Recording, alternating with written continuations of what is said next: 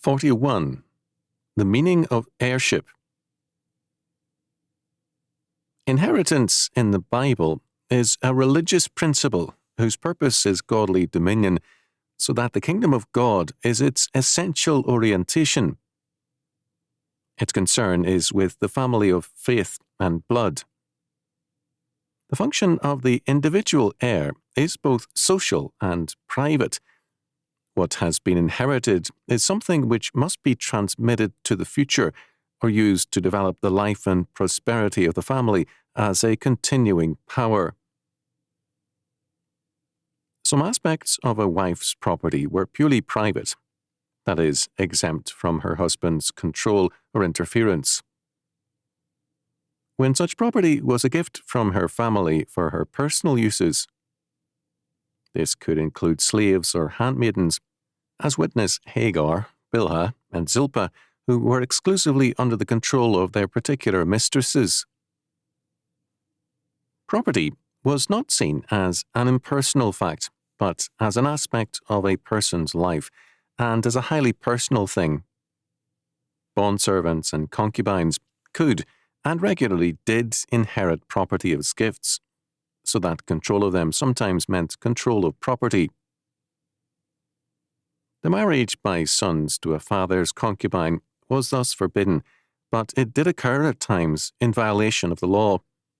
Leviticus chapter 18 verse 8, as a means of consolidating family wealth. 1 Chronicles chapter 2 verses 21 to 24, Ezekiel chapter 22 verse 10. Denying children their due rights, as Laban did Leah and Rachel, was regarded as injustice and theft. Genesis chapter 31 verses 14 to 16. For the state or any outsider to tamper with matters of heritage or inheritance is oppression and evil. Micah chapter 2 verse 2, Ezekiel chapter 46 verse 18. The purpose of inheritance, as we have seen, is godly dominion. As a result, a godly servant is a better chief heir or eldest son by adoption than a foolish son, and should rule over him. This is clearly set forth in Proverbs chapter 17 verse 2. A wise servant shall have rule over a son that causeth shame, and shall have part of the inheritance among the brethren. Similarly, Scripture repeatedly declares that the wealth of the ungodly nation shall flow to the godly. Revelation chapter 21 verse 24 and verse 26, Isaiah chapter 46 verse 18, chapter 60 verse 3 and 5 and verse 11, chapter 66 verse 12, etc. To be an heir in the Bible is to be a possessor. The Greek word in the New Testament is kleronomia, one receiving a lot or portion, and in the Old, the Hebrew word yirash means to possess, occupy, or succeed. Heirship is thus possession, in part now, in fullness in the life to come.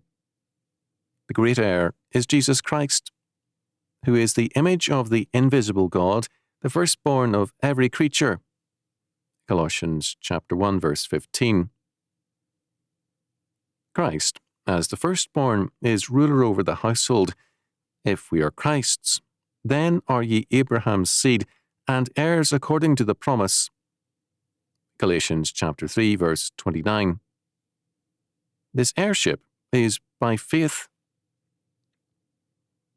For the promise that he should be the heir of the world was not to Abraham or to his seed through the law, but through the righteousness of faith.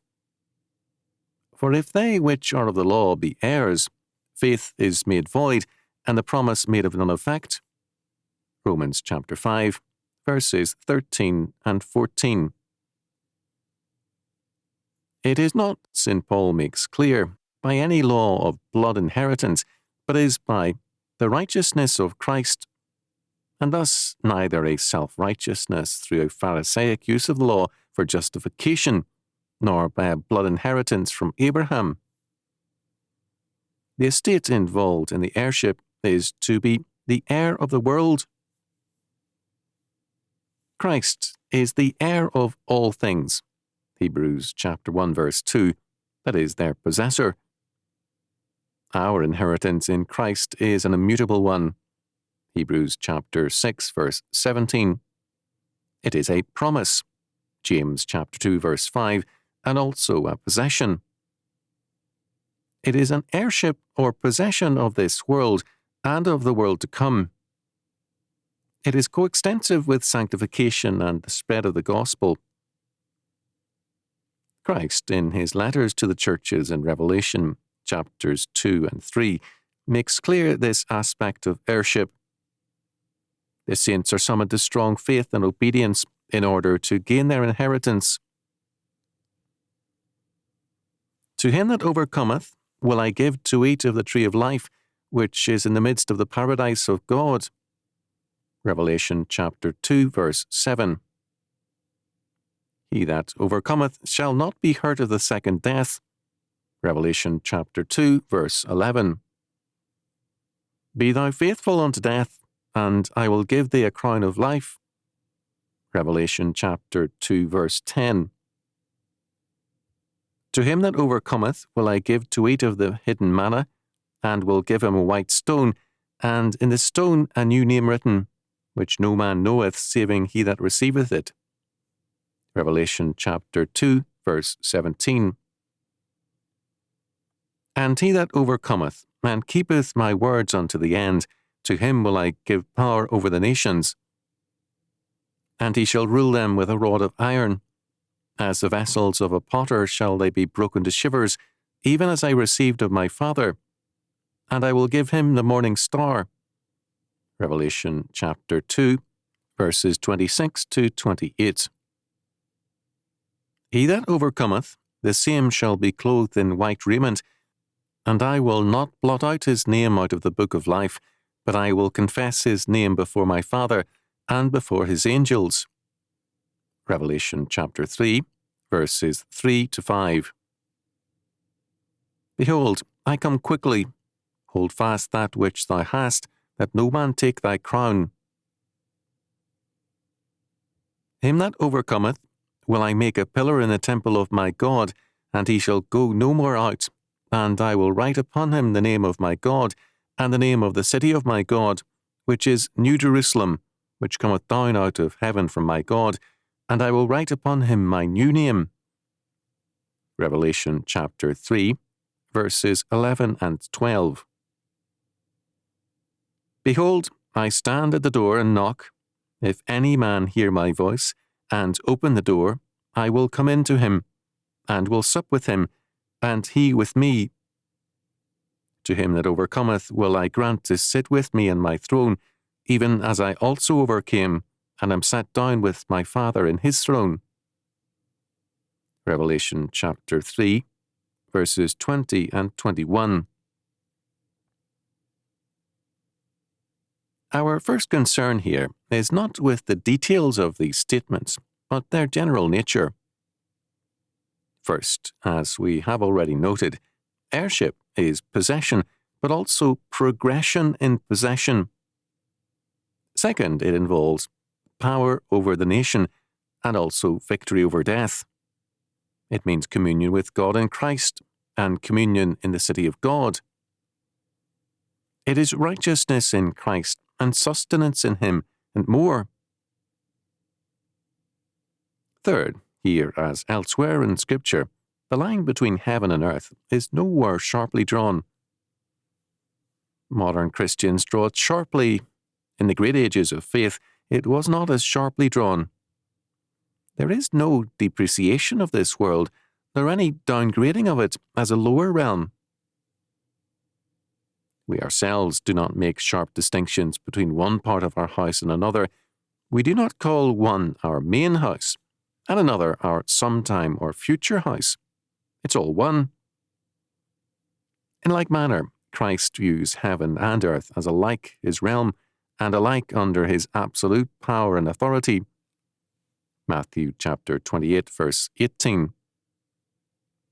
Nothing happens, exists, moves or acts apart from the determination of the sovereign Lord of all creation.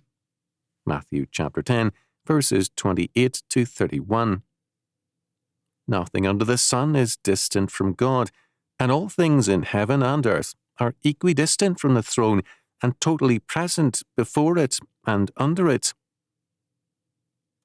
Our Lord thus makes no break with heirship here and in the world to come. He views them as essentially one, while different in time and place. Fourth, no abstract, individualistic spirituality is set forth in these promises of heirship. Our sanctification involves not a quest for personal holiness and abstraction from our world, but an obedience to the calling and commandments of our Lord. The Christians and the churches are thus summoned to an uncompromising stand on the whole of God's word and action in terms of it. Fifth, our calling and our election makes us heirs, so that to deny the full and clear meaning of heirship is to deny our calling. For the promise is unto you, and to your children, and to all that are afar off, even as many as the Lord our God shall call. Acts chapter 2, verse 39. We are not told that the promise shall be to us, but that it is to us. Sixth, heirship is also power. But as many as received him, to them gave he power to become the sons of God, even to them that believe on his name, which were born not of blood, nor of the will of the flesh, nor of the will of man, but of God. John chapter 1, verses 12 and 13. Power to become the sons of God means not only power to become regenerate men by the Spirit of God, but power to serve and obey him. Some will object that it does not say much for power when Christians have often been persecuted and put to death. But no man, unless he's a fool, seeks to persecute the dead or the impotent. The enemy strikes at the areas of strength. Heirship is inseparable from power, because regeneration is rebirth from sin and death into life and the power of life. Our Lord, when he sent forth his disciples with the Great Commission, declared, "All power is given unto me in heaven and in earth. Go ye therefore, and teach all nations, baptizing them in the name of the Father, and of the Son, and of the Holy Ghost, teaching them to observe all things whatsoever I have commanded you, and lo, I am with you alway, even unto the end of the world. Amen." Matthew chapter 28, verses 18 to 20. All power belongs to Christ, and because he is always with his fellow heirs, his power is with them also. This means the hatred of his enemies is directed against us also. It means battle, certainly, but it means, above all else, power and victory in Christ as joint heirs with him.